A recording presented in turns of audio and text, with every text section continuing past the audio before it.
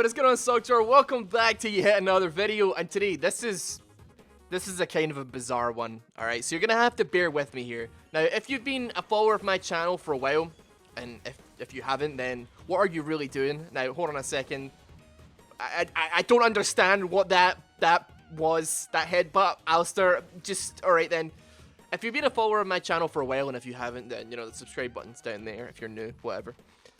Then you'll probably know that I've done a couple of videos on the past. One was like over a year ago, and one was kind of recently, and it was about an item, a forgotten item in League of Legends called Wrecker. Now, this item, Wrecker, you may or may not heard of it. It is so infrequently bought that I do not blame you if you've never heard of it, if you've never seen it. Of course, the buy rate on it is like 0.1%, which means that pretty much you're never going to see it in a game. It's just not optimal, and especially if you're playing ranked, people tend not to buy this item because it lowers their chance of winning pretty heavily. However, I did manage to discover this player, Alistair, who is one of the very few people in the entirety of League of Legends that not only buy this item, but they buy it pretty much every single game, and they have not only 900 games on Alistair, but they are Diamond 5, and to have a Diamond player buy this item at all is pretty crazy. Now, this guy has a really insane playstyle that we're going to be looking into today, and I'm going to say he does die an awful lot in a lot of his games, but he's actually doing okay so far. But just to give you a quick summary of how well he tends to do in his games, he averages about 10 deaths per game, and let's, you know, I'll put some on screen here, some of his previous games in the last 20. So he dies quite a lot, but we're just gonna see how he plays, how he utilizes the Wrecker, and yeah, it's gonna be interesting. So if you're new, if you like the video, or if you're interested in the concept of all this, please feel free to drop a like on this video so far. I'm sorry for asking so close to the beginning, but it's interesting. You get to see how some Diamond players work. I wouldn't get your hopes up too heavy. I know that I'm hard stuck plat 5. You know, I told you guys how much I'm struggling with ranked right now, but I'm not going to pretend that Diamond 5 is really particularly the most impressive place on earth. I've played at Diamond 5 level many times before. It's I've had better experiences in gold and silver, I'll tell you that much for sure. So this is it. This is our Diamond 5 Alistair. It is 3 minutes into the game. Quinn is like still bot lane, and Alistair, pretty much as soon as he hits 2, starts roaming to other lanes and basically just trying to be a second jungler. So he's coming up towards this top lane right now. He's moving in on a Kali. Her Shroud is going to be down, so he might actually have a chance of doing something here. He does not have flash, though. He does come in. He's going to get the pulverize and the headbutt. Udyr does come in, though, so they're going to have to back off here. Udyr coming in, slapping really, really hard. I think it's just going to be a stalemate. They're going to back off. Kali has no HP. Udyr's pretty low, and Yasuo and Alistair are feeling pretty healthy. But this is it. He comes top lane. He soaks some XP. He tries his hardest. It looks like he's actually going to try and go for the dive. He manages to pop the Shroud, though. So after this Shroud finishes, I would not be surprised to see Alistair go hard on that bot lane. But, I mean, what is it, though? Like, we've got, you know, Quinn. She's still 2v1 in bot lane. She does manage to get a kill onto it, though. So that's a headbutt. Pulverize coming down. The stun goes out as well. Oh, it doesn't actually. And Alistair's tanking lots and lots of damage here. Yasuo kind of dead a little bit. He might just die. Alistair and Yasuo have got like no HP. They're desperately trying to go in on this. He's gonna headbutt. He's gonna pulverize. He's gonna back off. Yasuo going in, getting the kill, managing to back away with like basically no HP on that Alistair. Oh my goodness, man. So Alistair now coming back down the lane, getting a little bit of XP here. Bizarrely enough, like, the level difference isn't really that high, although Alistair is in a really, really bad position right here. He's going to try and headbutt the Pyke. Pulverizing, flashing, knocking him in there. They actually managed to get the pick.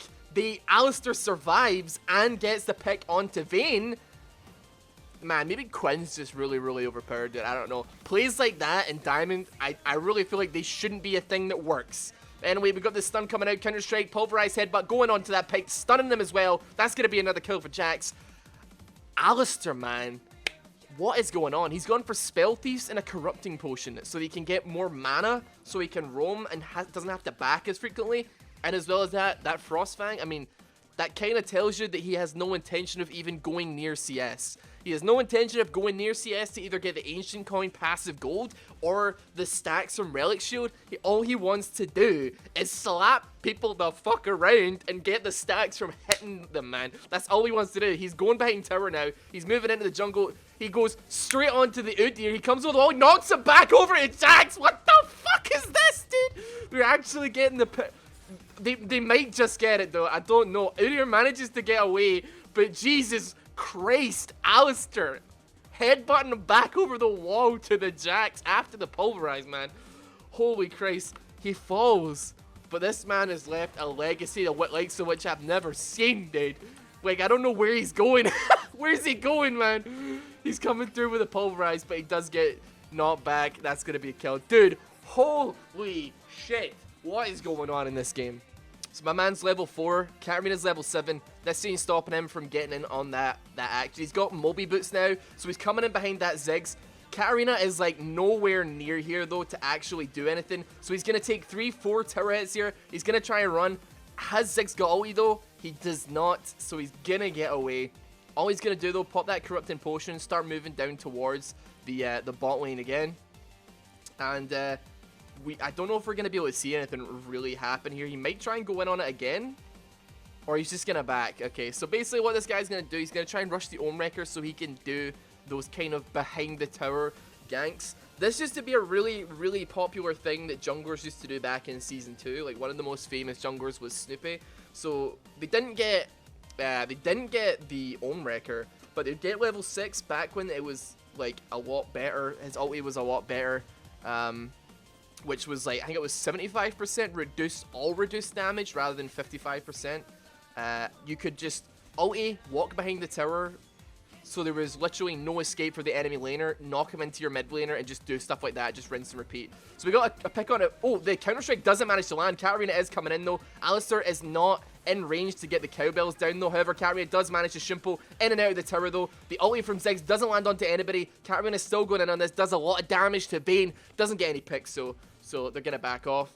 Alistair though, he's level 4 and he's got a dream. He does not care. He's gonna move away. Alright, so we're hitting 11 minutes into the game. Alistair is still level 6. Bizarrely enough, this is very similar to the game I had with the Sona support who was a main last night. Very good stuff. She took her 13 minutes to get to level 6 when I was playing Vladimir in the bot lane. Not relevant to the post, just thought I'd put it in here because I'm very, very angry. Still though, Quinn has managed to like hold her own in that bot lane despite having such an aggressive support like Pyke. That's going to be the fall of Akali here. Ziggs going in on that Quinn as well. Alistair doesn't have anything up just yet to help her out here. He's going to have the pulverize coming up very, very soon. He does flash away though, but that's the Quinn going to get felled right there. Katarina is coming in behind though, so Alistair's going to try and run them around into the Yasuo and into that Katarina. He should be okay.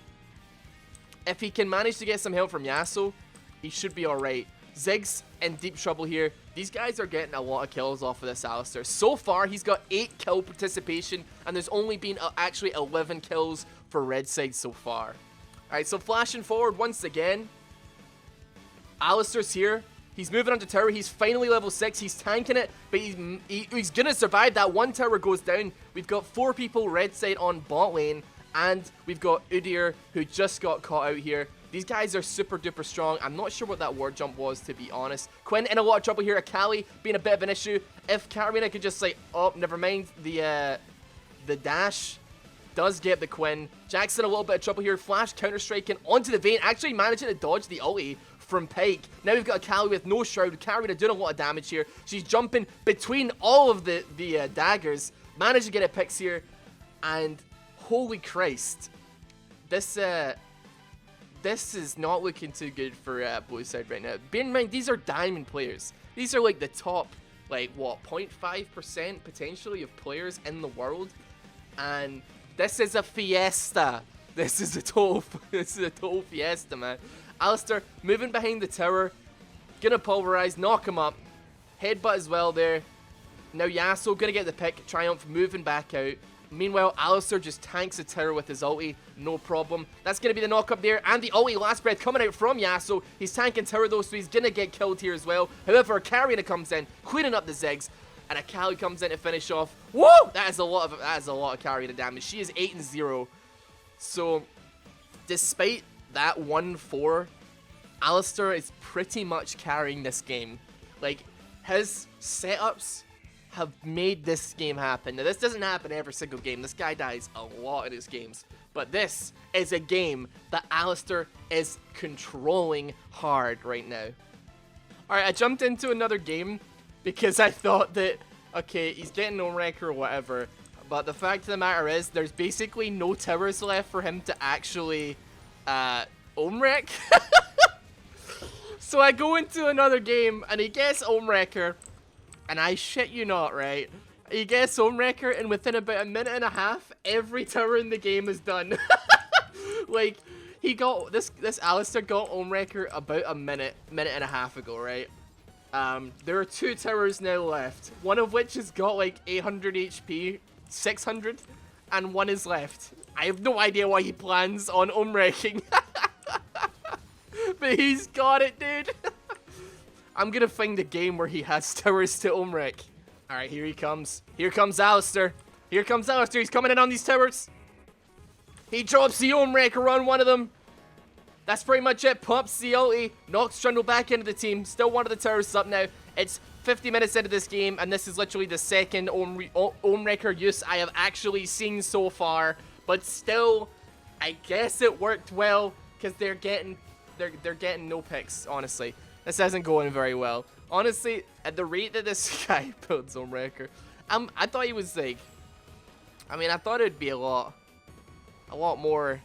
I guess in theory, it works very well. But in practice, the towers are so like potato-y that in all actuality, it's very easy to kill them. And by the time he gets the wrecker in some of these games, the towers are all pretty much gone already.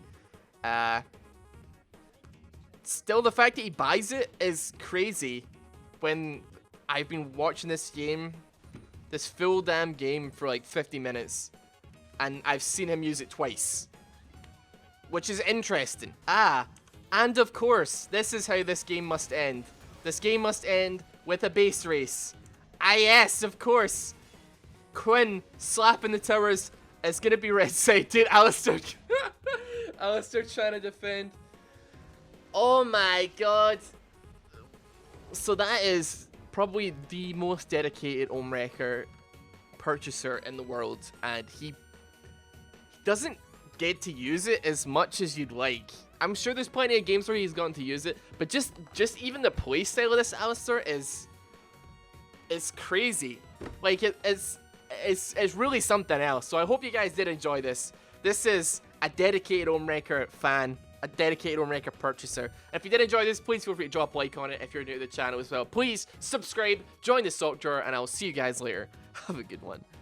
See ya.